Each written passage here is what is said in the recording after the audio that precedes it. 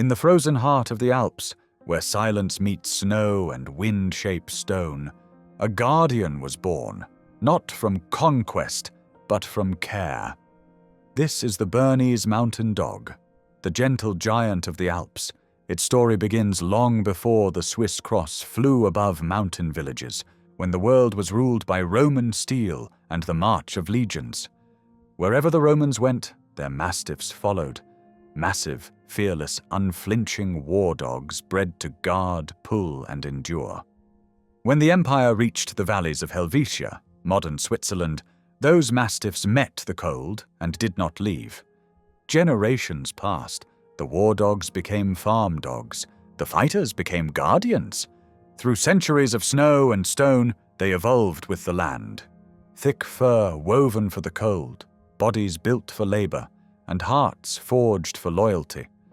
Farmers in the Bern region saw in them something irreplaceable, a dog that could pull milk carts through ice, guard livestock against wolves, and still lie quietly at the feet of a child when the day was done. They became more than workers. They became symbols of endurance, of the bond between people and place. No machine could replace them. No storm could break them. In the early dawn of the Alpine farms, their footsteps were the heartbeat of the mountain. Thick-coated, tri-colored like the earth itself, black for stone, white for snow, rust for the fire of life, they stood as living emblems of their homeland. Their eyes held the patience of generations. Their strength was measured not in speed, but in steadiness. A Bernese did not rush. It endured. They learned the mountain's ways, how to move in silence, how to listen to the weather before it spoke. They knew when storms were coming, when paths would vanish beneath snow. And in those moments, when men feared the darkening sky, these dogs walked forward without hesitation. Because they were born to stand between fragility and fury, the living line between chaos and home.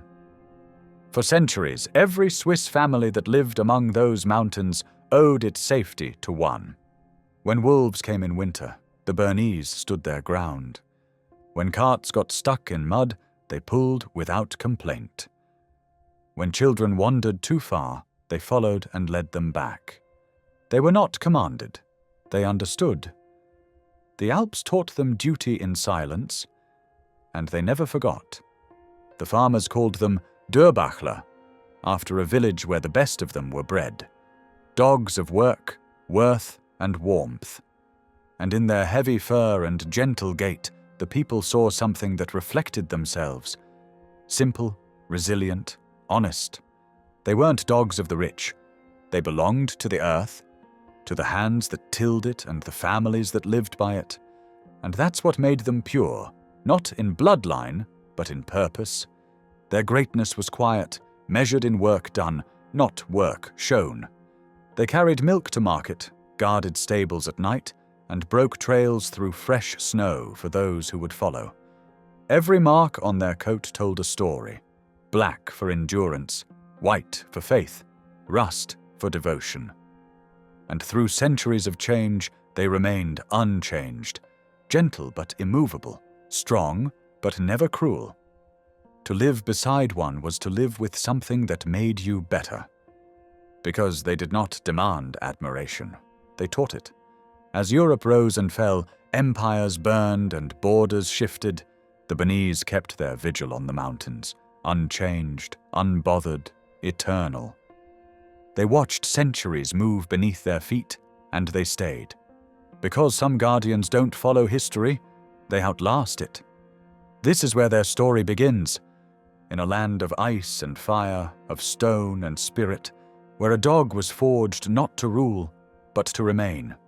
High in the Swiss Alps, where mornings rise in mist and every breath smells of pine and frost, life has never been easy. The mountain gives nothing freely. Every loaf of bread, every drop of milk, every heartbeat must be earned. And in that daily struggle, one companion became indispensable, the Bernese Mountain Dog. At dawn, when frost still clung to the roofs and the air burned the lungs, the Bernese was already awake, waiting, patient, silent. Harnesses creaked, wheels turned, and the dogs leaned forward, muscles rolling under thick coats as they pulled milk carts down steep, frozen paths. They were the unseen workforce of Switzerland's farmlands, steady where men slipped, fearless where horses balked. They could haul loads equal to their weight through snow and mud, not because they were forced to, but because they were bred to help. Every movement was deliberate, every step a promise kept. Farmers trusted them not just with their livelihood, but with their lives. When avalanches buried roads, the Bernese dug. When storms cut paths between villages, they led the way. And when darkness fell too early, they waited at the threshold, eyes bright as lanterns, breath steaming in the cold. They knew when a cow was restless before it bellowed, when a storm was forming before it showed. Their senses were tuned to the rhythm of the mountains themselves. To watch one work was to witness quiet power. No flash, no fury. Only focus. The Bernese didn't chase glory, it carried it on its back. Children who grew up with them remember the sound of cartwheels on gravel, the jingle of metal on leather, the steady panting beside the rhythm of footsteps.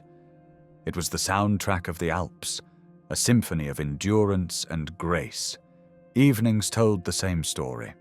After a full day's work, the Bernese would rest beside the fire, head heavy against the boots of its master, content not from reward, but from purpose fulfilled. Because to a Bernese, service is not submission, it is identity. Duty is not burden, it is belonging. They worked not for orders, but for understanding. The bond between man and dog was wordless, forged by labor, sealed by trust. When one slowed, the other waited. When one stumbled, the other pulled harder. It was equality disguised as partnership. That partnership was sacred. In every farmstead one could read it in the dirt, footprints of man beside pawprints of strength. As the centuries turned, those prints became heritage. Fathers taught sons how to train them, not with whips, but with respect. Mothers told stories of dogs that carried lost children home through snowstorms. And always, the lesson was the same. The Bernese Mountain Dog was not property. It was family. Even their stillness spoke of purpose. While other dogs barked at shadows, the Bernese stood watch, calm, alert, unshaken.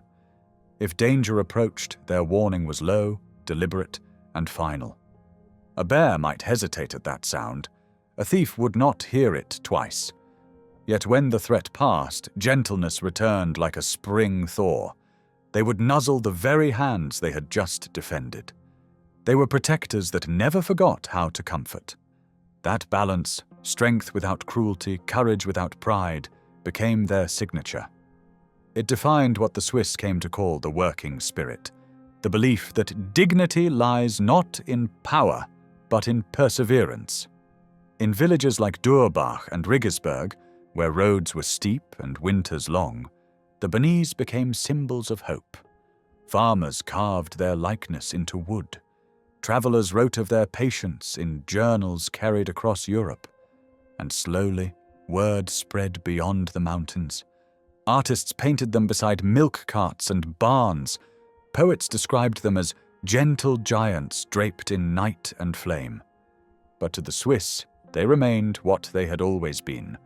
Companions who asked for nothing except the chance to serve again tomorrow. Even now, long after tractors and trucks replaced carts and harnesses, the image endures, a Bernese standing tall in snow, steam rising from its breath, eyes reflecting firelight and faith. Because time can change the tools, but not the heart that wields them. The Bernese Mountain Dog was not born to perform a task. It was born to live a principle, that strength should protect, that patience should endure, and that service, when given freely, becomes something sacred. And so, when you see one today, a massive silhouette against green fields, fur shimmering like polished wood. Remember, behind that calm lies centuries of work.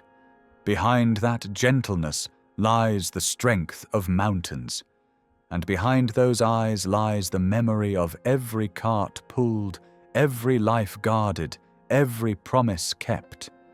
That is the working spirit. That is the Bernese Mountain Dog. Every legend has a shadow, a moment when it almost disappears. For the Bernese Mountain Dog, that moment came not from battlefields, but from silence, from forgetfulness.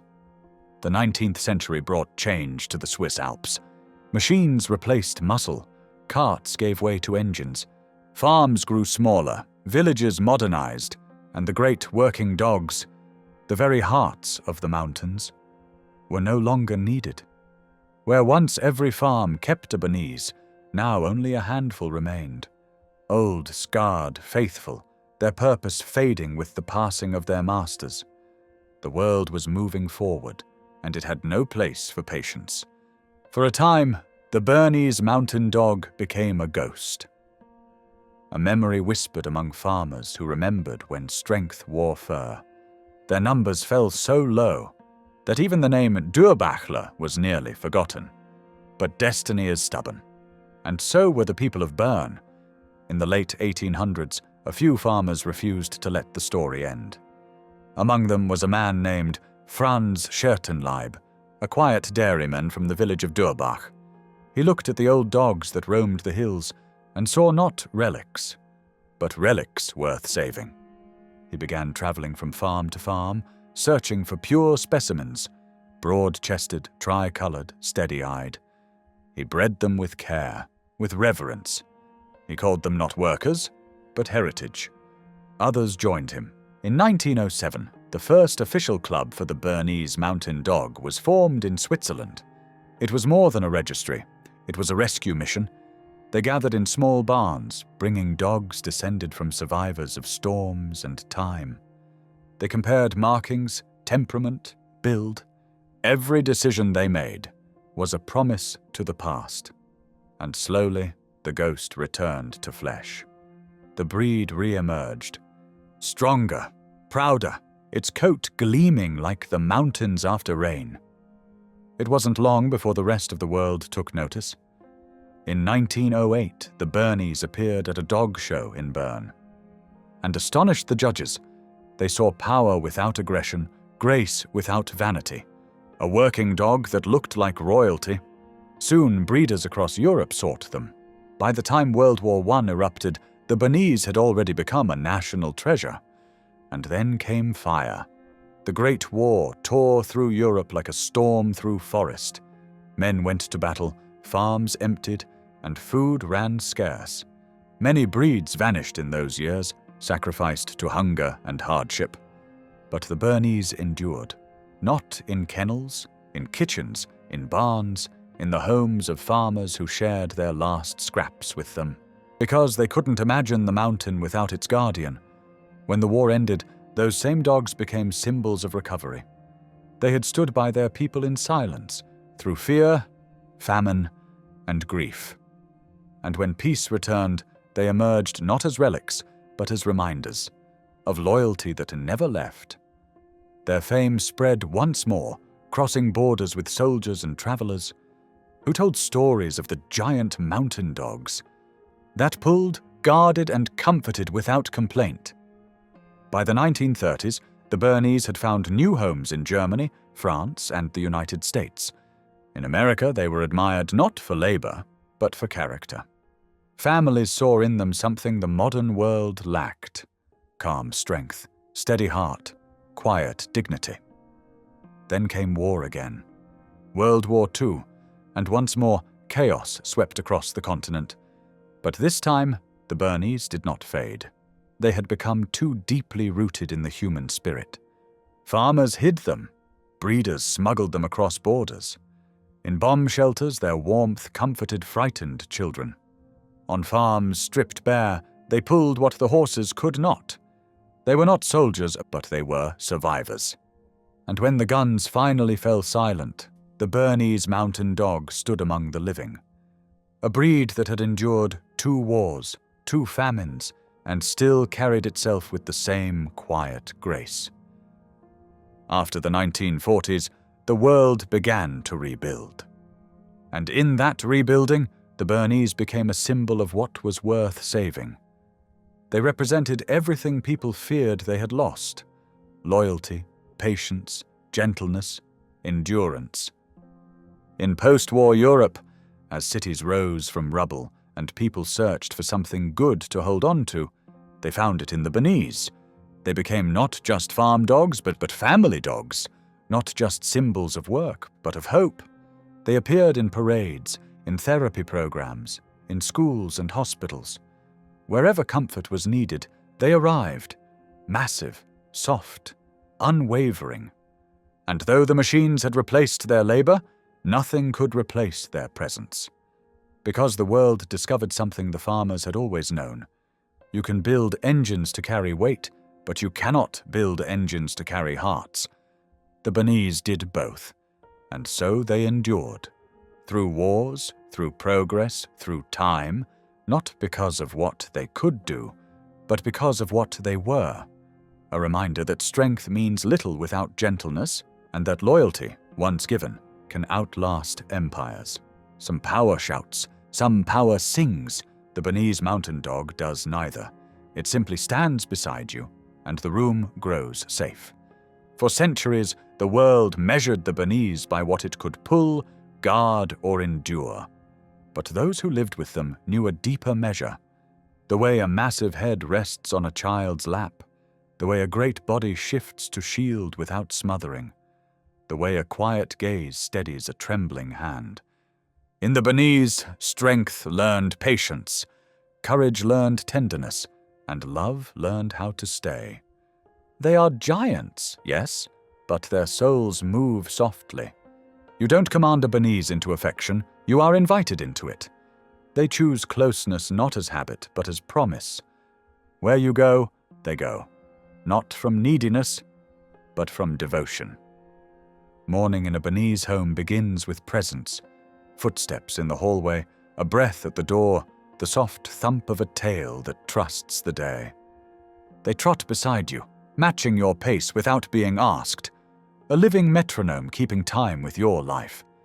With children, their patience borders on sacred. Tiny hands explore velvet ears. Small voices invent secret missions, and the giant accepts the role. Willing steed, warm pillow, silent confidant. If a game grows too wild, the Bernese slows it, not with teeth or growls, but with weight and stillness, gently folding chaos into calm. With elders they change again. Walks become strolls. Greetings become quiet. They learn to stand like furniture and breathe like lullabies. You can lean on a Bernese without asking. They will adjust, balancing for both of you, as if gravity were a shared responsibility. They are guardians, but never tyrants. Watch a Bernese at a doorway, the stance broad, the eyes soft, the judgment exact. If the night is ordinary, they are a statue of peace. If a threat appears, the statue wakes.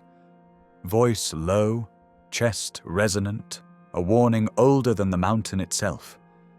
And then, just as quickly, the calm returns. Power sheathed again. This balance, might and mercy, is not taught, it is inherited. It's an echo of the Alps where they were forged. A land that is beautiful because it is gentle, and gentle because it is immense. The Bernese reads people for a living. They find the anxious and move closer. They find the lonely and sit longer. They find the joyful and expand it, filling rooms with the quiet celebration of companionship. To live with one is to realize that love can be simple. A head on your knee, a walk in the rain that doesn't feel cold, a silent witness to your hidden battles, present, steady, unafraid of your storms. They don't ask you to be strong. They lend you theirs. Perhaps that is why grief clings to their absence. When a Bernese leaves, the house remembers the weight of safety. Shadows feel larger, rooms feel wider, and yet, even in loss, the gift remains. You were guarded by gentleness, and it changed you. Families tell the same stories with different names, of dogs that lay between crib and door for years, of giants who learned the schedule of school buses and waited at the same fence post every afternoon, of companions who followed children into adulthood, teaching responsibility not through rules, but through a gaze that says, "I am counting on you as you have counted on me." Their devotion is not blind.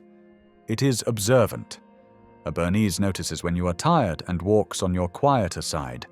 It notices when your voice cracks and moves without being called. It watches arguments from the hallway, ready to escort tension out with a nudge and a sigh. This is not sentiment. It is service, refined and redefined for the modern world. Where once they pulled carts, now they pull weight from hearts. Where once they guarded dairies, now they guard dreams and nightly rest. In hospitals, they become moving hearths, warming sterile rooms with presence alone. In classrooms, they teach kindness simply by being impossible to ignore and effortless to love. In therapy halls, they practice a medicine older than language. Stay, breathe, forgive. There is a stillness in them that instructs. They show children that gentleness is not weakness, it is accuracy. They show adults that protection does not require noise, it requires nearness. They show the world that leadership can be as quiet as a shoulder. Even play is different in a Bernese house. They do not ricochet, they revolve. Games orbit the gravity of calm. A paw rests on a toy, a look replaces a bark, and the family adjusts without knowing why. It is the choreography of trust, performed daily, forgotten immediately, missed forever. Their beauty is famous, the tricolor flag of the Alps draped across a sturdy frame. But the coat is only the cover. The story is in the eyes. Brown like soil after rain, mirroring the patience to wait and the will to stay. They carry the memory of work, and it shows in how they love. They love like labor, consistent, humble, thorough. They do not perform affection, they perform reassurance. And in that reassurance, families find rhythm. Meals gather where the dog lies. Conversations grow kinder where the dog listens. Silences become restful where the dog breathes. Not every moment is heroic. Most are ordinary, and that is the point. The Bernese is a sculptor of ordinary hours, shaping them into safety until safety feels like air. If danger comes, they will be a wall. If sorrow comes, they will be a harbor. If joy comes, they will be a chorus of tail and eyes and leaning weight, reminding you that celebration is also protection, the protection of gratitude. What do they ask in return? Very little. A place to lie that is near, not central. Walks that are about company, not distance. A hand that understands the language of fur and thanks. They are not here to impress you. They are here to hold you up, to keep the edges of life from fraying, to remind you that home is an ecosystem, and they are its weather, predictable, protective, and kind. This is the heart of the giant, a force that lifts without lifting its voice, a sentinel that guards the spirit first and the door second, a friend large enough to shade your burdens and gentle enough to leave the light. The world will always honor what the Bernese once did, but families will always love them for what they now do, turn houses into refuges and time into belonging. Not by miracle, by presence. And in a restless age, that might be the rarest gift of all. The mountains remember. They remember every sound that endures, the ring of a bell, the creak of a cart, the heartbeat of paws in snow. And so too do they remember the Bernese Mountain Dog, not as a relic of the past, but as a spirit that never stopped walking beside humanity. For centuries, the Bernese stood between man and the mountain, pulling, guarding, guiding. Today it stands between man and his own restlessness, anchoring, calming, reminding. Its work has changed, but its purpose has not. In every corner of the modern world, you can still find them. In family gardens, therapy halls, rescue stations, and mountain lodges. Everywhere they go, they carry a piece of Switzerland with them. That quiet dignity, that weathered grace, that balance between strength and peace. They are living monuments to an older kind of virtue, one that measures worth not by speed, but by steadiness, not by fame, but by faithfulness. And in a world that has forgotten how to slow down, they move at the pace of trust. Watch a Bernese walk through a crowd. Heads turn, strangers smile, children reach out without fear. They seem to carry their own light. An aura of calm so tangible it softens every voice around them. That is not coincidence. It is history, made visible. Because everything they are today was earned through centuries of service and survival. Every gentle step is built on generations that worked, endured, and stayed. Their tri-colored coat, black, rust, and white, still tells their story. Black for strength, rust for endurance, white for purity of heart. Each one a brushstroke from nature's own hand, painting a living emblem of grace. And though the Bernese is now known worldwide, it has never forgotten its origin. It still moves with the gravity of the Alps, calm, deliberate, vast. It still looks at the world with those same patient eyes, as if every sight is worth remembering. Its legacy is not about power, it's about presence, because wherever a Bernese stands, peace follows. Families who own one rarely describe it as a pet. They use words like guardian, companion, healer, old soul, because somehow, without trying, the Bernese turns a home into a sanctuary. Its fur carries the scent of comfort. Its silence teaches the art of listening. Its gaze holds a mirror, not of how we look, but of who we hope to be. And in that reflection, we see ourselves better, kinder, calmer, more patient. That is the breed's gift, to make humanity remember its gentler half. In an age ruled by noise, the Bernese is a sermon in stillness. In an age obsessed with achievement, it teaches contentment. And in an age where loyalty is rare, it practices it without question. Perhaps that's why its presence feels sacred. Because it does what so few beings can. It loves without condition and forgives without memory. Every time one of them walks beside a child, every time it rests by an elder's chair, every time it turns its head toward a mountain breeze, it carries a lineage of love unbroken since the first fires of Durbach. Their time with us is heartbreakingly short, but their influence is timeless, because they do not measure life in years. They measure it in hearts steadied, in moments restored, in homes made warmer by their quiet gravity. Ask anyone who has lost one, and you'll hear the same silence. The pause before words, the ache between memories. Because when they leave, they take with them not a space, but a rhythm. And yet that rhythm never truly dies. It echoes, in stories told, in photographs kept, in the way people still look toward mountains and think of them. The Bernese Mountain Dog is not just a breed. It is a legacy, of labor turned into love, of endurance turned into empathy, of strength turned into serenity. It belongs to the earth, but it elevates the soul. To see one against the snow, fur glowing in the morning light, is to understand why the Swiss called them their living heart.